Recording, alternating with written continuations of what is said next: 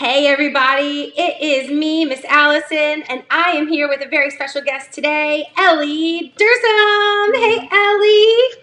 Okay, so Ellie, I know that you can only see me, but right now on Facebook, they can see both of us. Oh. So we're like side by side on the screen together. And Ellie's See this way? Ellie's joining me for poetry readings today, and we are using Shel Silverstein's Falling Up. I think we may have had a miscommunication, but I think we're using this same book. If not, we're going to figure this out together. So, Ellie, you picked out 3 poems from this book for us to read today. And tell me the names of those poems one more time.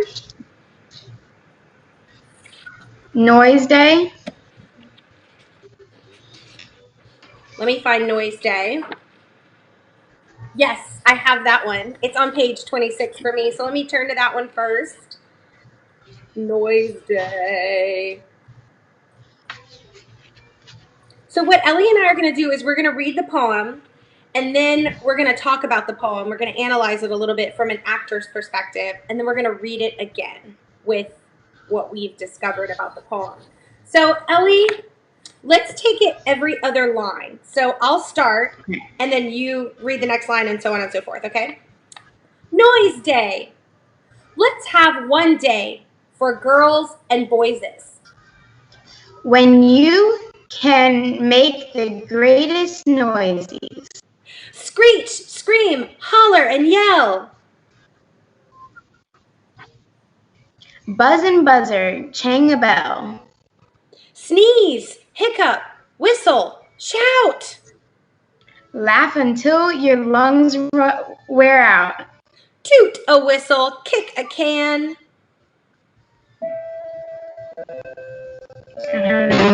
Oh, can't hear me anymore? Oh, God. Your dogs are going crazy, huh?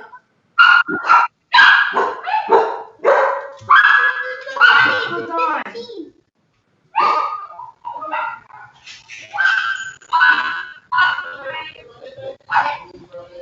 Come back, Kelly.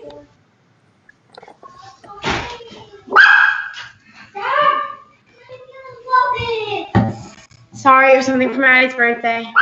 That is okay. So Ellie has a sister, and it's her birthday today. So someone just rang their doorbell. Okay, so we were at toot a whistle, kick a can. I don't have any more.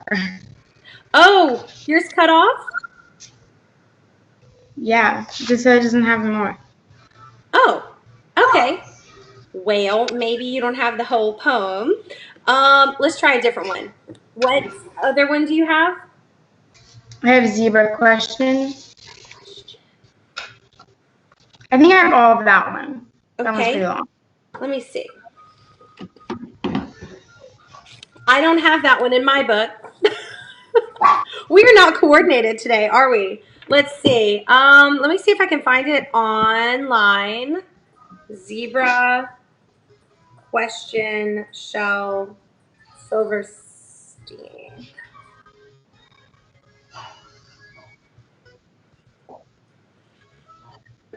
Zebra question. Okay, let's see. Stop. Be Zebra quiet. question, allpoetry.com. Okay, yes, I have it. All right, let's read it. Do you want to go first, or you want me? You go first. Okay. I asked the zebra. Are you black with white stripes? Or white with black stripes? And the zebra asked me. Are you good with bad habits? Or are you bad with good habits? Are you noisy with some quiet time? Or are you quiet with noisy times? Are you happy with bad days? Or are you sad with some happy days?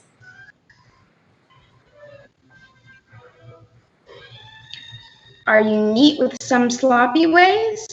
Or are you sloppy with some neat ways? And on and on and on and on. And on he went. I'll never ask a zebra About stripes. again. So, let's think of this from a character's perspective. So, who do you think is talking to the zebra? There's no wrong answer. It could be anything. It's probably like a little kid that doesn't know much about it. Yeah, probably a small child. That makes sense. Why do you think he's asking the zebra if he's black with white stripes or white with black stripes?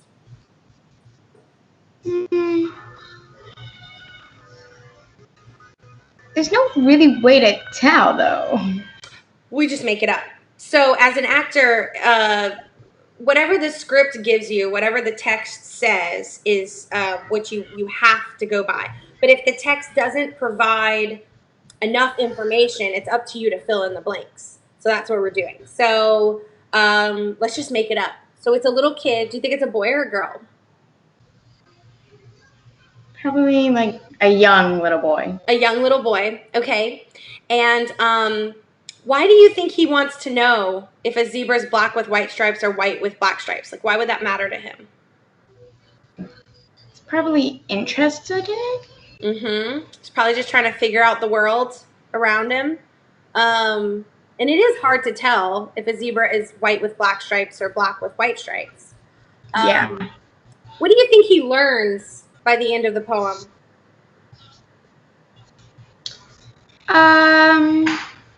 Probably not to judge a book by its cover and what it looks like. Yeah. So the zebra is kind of wise in asking the boy a lot of these questions that have to deal with like who he is as a person on the inside.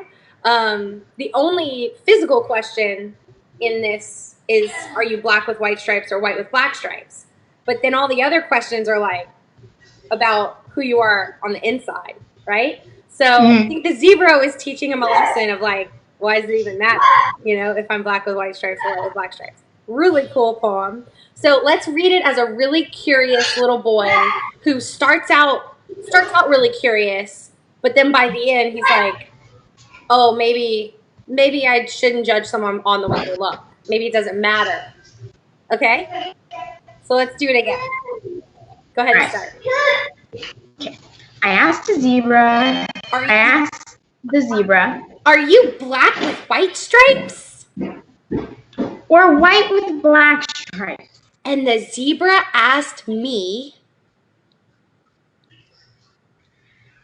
are you good with bad habits? Or are you bad with good habits? Are you noisy with quiet time? Or are you quiet with noisy times? Are you happy with some sad days? Or are you sad with some happy days? Are you neat with some sloppy ways? Or are you sloppy with some neat ways?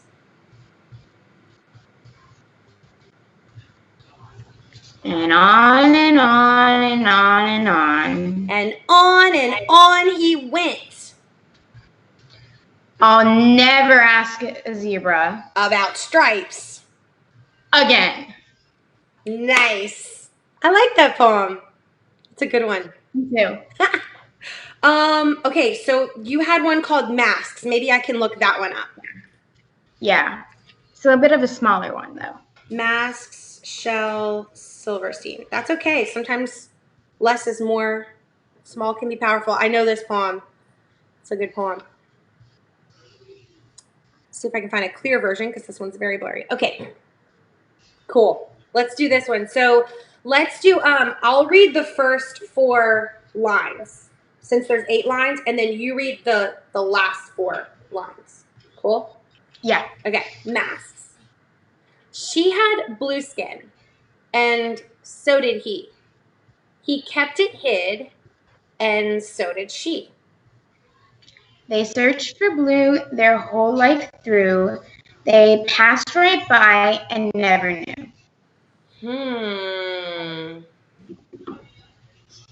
We have a theme today, don't we?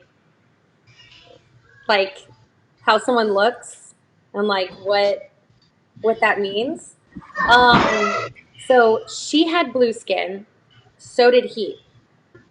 He kept it hid, so did she. So they both had blue skin, but they hid their skin color. And they were both searching for someone else with blue skin, but because they were both hiding their skin, they couldn't tell, so they never met. Yeah. Oh my goodness. Who do you think is speaking this poem? There must be some observer. Yeah, you think like maybe it's like someone was watching them pass by, and they probably looked so similar, but didn't even notice. Do you think that person wants to help them? Or do you think that Maybe. person's just going to let them go about their business? Maybe. I'm not sure. Let's make a choice.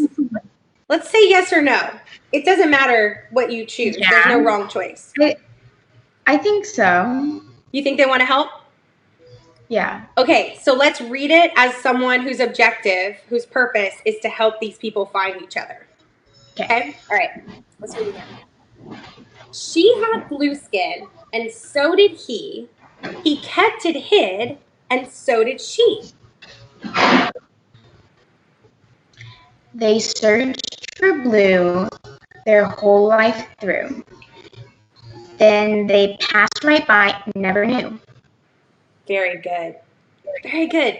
It's interesting, our tone and the quality of our reading, how it changes once we ask ourselves just a few simple questions about the meaning behind the poem and who might be talking, what they might want.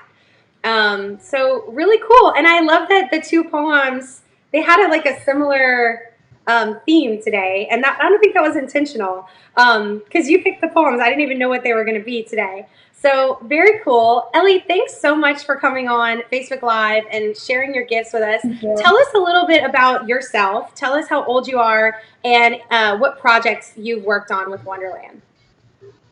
I'm 13. I did Jungle Book, and I was Jungle Band Tam. Yes, you were like part of the jungle. And so you were sort of like the narrator of the show because the jungle would come out and like tell the audience like where we were going next, which is really cool. You were on stage like the whole time. No, it was really fun. It was. You know, sometimes shows are, cast lists are a little misleading. So like you see like, oh, I'm part of the jungle. Cool, whatever. I'm a tree. But like sometimes it's like the most important role because you have to be there on stage the whole time telling the story. Was there 4 of you or 3? Was there 3 or 4 There jungles? was 3 and then it became 4. Okay, so like, yeah, you guys were great singers, great dancers. You guys were like there the whole time. It was a beautiful show. I loved it. Yeah, so this is Ellie and a couple of her siblings also are at Wonderland. Maddie Dursum is her oldest sibling who played Wesselton in Frozen Jr. at the ACA in January, right before the whole pandemic started. But if you recall, a lot of people got sick right after Frozen, and we called it the Wonder Flu, unfortunately, because so many of our cast members and their families got sick, and I am led to believe that might have been the beginnings of coronavirus, my goodness. But we didn't even know what it was back then. And then before that, Maddie was also, your sister was also in The Little Mermaid. So you guys have kind of taken turns doing shows. And there's 7 of you, right? Yes. 7 siblings. So you live in a busy house, don't you? Yes. Awesome. Well, thanks for taking some time. I love seeing your face. I miss you. And I hope we get to see each other very soon. In person. Thank you. Okay. Bye, Ellie. Bye. See you later. Okay, bye.